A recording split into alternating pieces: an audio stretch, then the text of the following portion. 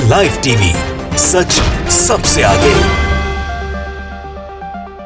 नमस्कार, मैं Iqbal Parvez the live TV में आपका स्वागत है। साथियों, ईरान ने भारत को बहुत ही बड़ा झटका दिया है। मोदी सरकार के लिए बहुत ही बड़ा झटका है। जी हाँ, करीब 3 अरब डॉलर का नुकसान भारत को अब उठाना पड़ सकता है, क्योंकि 300 अरब डॉलर की गैस परियोजना थी जिस पर दोनों देश काम करने वाले थे, मगर ईरान ने भारत को सीधे बाहर का रास्ता दिखा दिया है। और अब बताया जा रहा है कि ये जो गैस परियोजना पर काम का जो कॉन्ट्रैक्ट है वो ईरान अपने घर की ही कंपनी को देगी।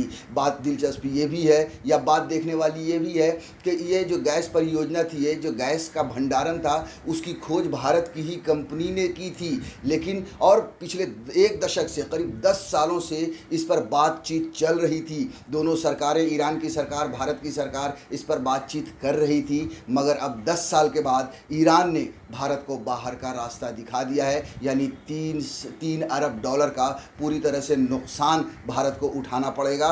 उसके अलावा एक बात और है कि 40 करोड़ डॉलर भारत इन्वेस्ट कर भी चुका था इस परियोजना पर, मगर उसके बावजूद भी जो है सो भारत को बाहर का रास्ता देखना पड़ा है। साथियों, आखिर ये योजना फेल क्यों हुई?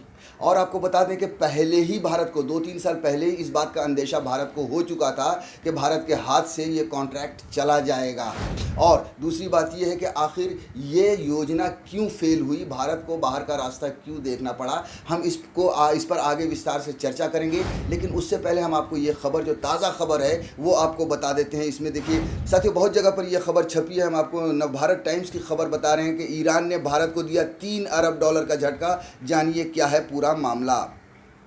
भारत को ईरान में 3 अरब डॉलर की गैस परियोजना में से हाथ धोना पड़ा है। ईरान ने फारसी ब्लॉक के फरजाद बी गैस फील्ड से भारत को बाहर का दरवाज़ा दिखाया है। भारत की सरकारी तेल कंपनियों की अगुवाई वाले कंसोर्टियम ने 2008 में ये गैस भंडार खोजा था। ईरान ने इस कंसोर्टियम के साथ करीब 1 दशक तक चली बात के बाद भारत को इस परियोजना से बाहर कर दिया। जी हाँ, करीब 2008 में जो भारत की जो सरकारी तेल कंपनियां हैं, उनकी अगुवाई में ये इस गैस परियोजना की खोज की गई थी, इस गैस भंडारण की खोज की गई थी, और 2008 से ये बातचीत चल रही थी। और उसके बाद अभी जो है सो ईरान ने अपना रुख बदला और सीधे सीधे क्लियर कट कह दिया, भैया बाहर का रास्ता तुम देखो, हमें तुम्हारी ज़रूरत नहीं है। और अब बताया जा रहा है, खबर है कि ईरान की जो लोकल कंपनी है, ईरान की ही जो कंपनियां हैं, वो इस गैस भंडार पे काम करेंगी। ईरान की सरकारी तेल कंपनी NIOC ने इस गैस भंडारण से उत्पादन के लिए सोमवार को पेट्रोपार्स के साथ 1.7 अरब डॉलर की डील पर हस्ताक्षर किए। ईरान की न्यूज़ एजेंसी शान के मुताबिक यह डील ईरान के पेट्रोलियम मिनिस्टर बिजान जंगनेह की उपस्थिति में हुई। ये दूसरा मौका है जब ईरान ने भारत के निवेश को प्रस्ताव को झटका लगा है। पिछले साल ईरान ने चाबहार रेलवे लिंक परियोजना के लिए भारत के 2 अरब डॉलर के प्रस्ताव को खारिज कर दिया था और खुद ही इसे बनाने का फैसला किया था। दोनों देशों के शीर्ष नेतृत्व ने इस डील को आगे बढ़ाने पर प्रतिबद्धता जताई थी। आप सोचिए कि एक रेलवे परियोजना पर दोनों मुल्क साथ काम करने वाले थे, जिसमें भारत के साथ 2 अरब डॉलर का प्रस्ताव दिया था भारत ने, उसको भी खारिज कर दिया था। यानी कि ईरान लगातार झटके पर झटका भारत को देता जा रहा है। जी हाँ, पिछले साल 2 अरब डॉलर का झटका दे दिया था, अब इस साल 3 अरब डॉलर का बहुत बड़ा झटका दिया है।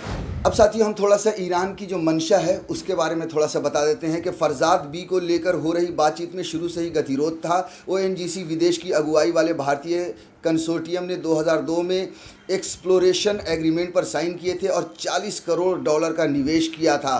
गैस भंडारण की खोज के 1 साल बाद 2009 में ईरान ने इस एग्रीमेंट को एक्सपायर होने दिया। अभी यह साफ नहीं है कि भारतीय कंसोर्टियम अपने निवेश की वसूली कैसे करेगा।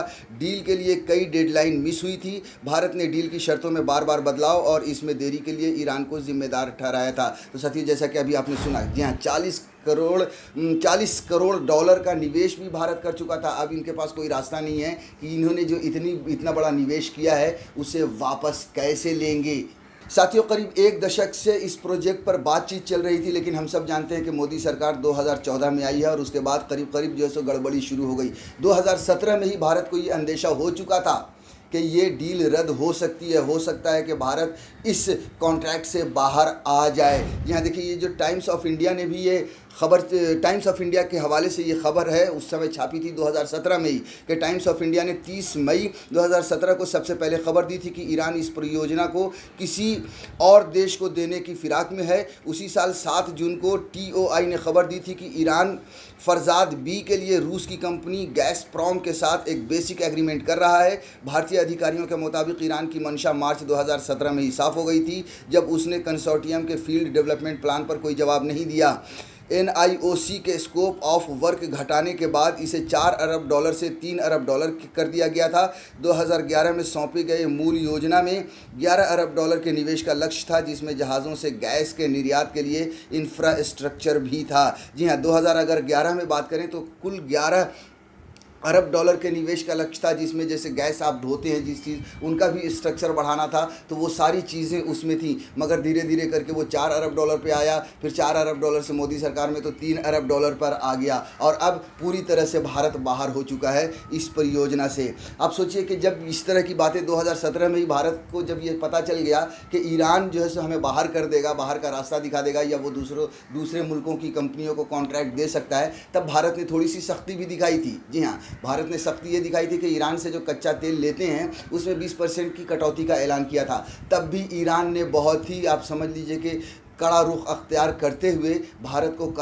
करारा जवाब दिया था। और उस समय देखिए, जो 90 दिन का जो क्रेडिट होता है, जो पेमेंट होती है, उसको घटाकर 60 दिन कर दिया था। यानी आप जो 90 दिन में पैसे देते थे उसको वो अब 60 दिन में ही आपको देने पड़ते थे, यानी भारत को देने पड़ते थे। और 80% जो उनका डिस्काउंट था, ओशियन फ्रेट पर जो डिस्काउंट 80% था, उसे घटाकर ईरान ने 60% कर दिया था। यानी कि ईरान भी पूरी तरह से, आप समझ लीजिए कि भारत को तगड़ा जवाब दे ही रहा था। साथियों, उस समय जो भारत की जो प्रतिक्रिया आई थी वो भी हम आपको बता देते हैं। पेट्रोलियम मिनिस्टर धर्मेंद्र प्रधान ने 20 जून 2017 को कहा था कि अगर यह परियोजना भारत को नहीं मिलती है तो कोई बात नहीं। उन्होंने कहा था, मुझे अपने निवेश पर आश्वासन चाहिए। ईरान एक सॉवरेन कंट्री है। हमने कठिन दिनों में ईरान का साथ दिया और हम ईरान से भी यही उम्मीद करते हैं। हम तभी निवेश करेंगे जब हमें इसमें रिटर्न दिखेगा। साथियों, ऐसे में एक बड़ा सवाल ये भी उठता है कि आखिर ईरान ने इतना बड़ा कदम क्यों उठाया, क्यों भारत को इतना तगड़ा झटका दिया है। साथियों, जब से प्रधानमंत्री नरेंद्र मोदी आए हैं, इस देश के प्रधानमंत्री बने हैं, तब से कुछ भी अच्छा नहीं हुआ है, चाहे वो देश के अंदर हो या फिर देश के बाहर हो। देश के अंदर जो क्या हो रहा है वो सब तो हम जानते ही हैं, देश के बाहर भी हम थोड़ा सा आपको सिर्फ एग्जांपल दे देते हैं। वैसे जानते आप भी हैं, लेकिन फिर भी आपको थोड़ा सा याद करा देते हैं। प्रधानमंत्री नरेंद्र मोदी जब से देश के PM बने, तब से क्या हुआ, जिन मुल्कों के साथ अच्छे रिश्ते थे वो सब भी टूटते चले गए। आप देखिए कि चाहे चाइना के साथ कितना चक्कर इन्होंने लगाया, कितनी बार ये चाइना गए, मगर आज क्या हो रहा है, चाइना पूरी तरह से हमलावर बना हुआ है, कई जगह पे वो घुसा हुआ है। उसके बाद अगर आप देखें, नेपाल इतना पुराना देश था, उस नेपाल से भी रिश्ते ख़राब हो गए भारत के। पाकिस्तान से तो खैर ख़राब थे ही, भूटान से ख़राब हो गए। अब देखिए कि ईरान से जो इतने सालों से UPA की सरकार से ही जो है सो बातचीत चल रही थी, इस पर भारत की कंपनियों ने उस गैस के जो खदान था उसकी खोज की थी, मगर मोदी सरकार में आने के बाद वो भी नहीं हो सका। यानी कि जो विदेश की जो नीति है मोदी सरकार की, वो भी चारों तरफ लगातार फेल होती जा रही है। और एक दूसरी वजह मुझे ऐसा महसूस होती है कि जिस तरह से मोदी सरकार आने के बाद एक धर्म को जिस तरह से निशाना बनाया गया है इस देश में, उसकी खबर भी पूरी दुनिया में फैली है। जाहिर सी बात है कि ईरान भी उस खबर से वाकिफ़ है। और हम सब जानते हैं कि जब मुस्लिमों पर जुल्म की बात होती है तो ईरान कम से कम खड़ा तो हो ही जाता है उनके पक्ष में। और मुझे ऐसा महसूस होता है कि ईरान ने इस वजह से भी भारत के साथ नाता तोड़ा है और भारत को एक तगड़ा झटका दिया है।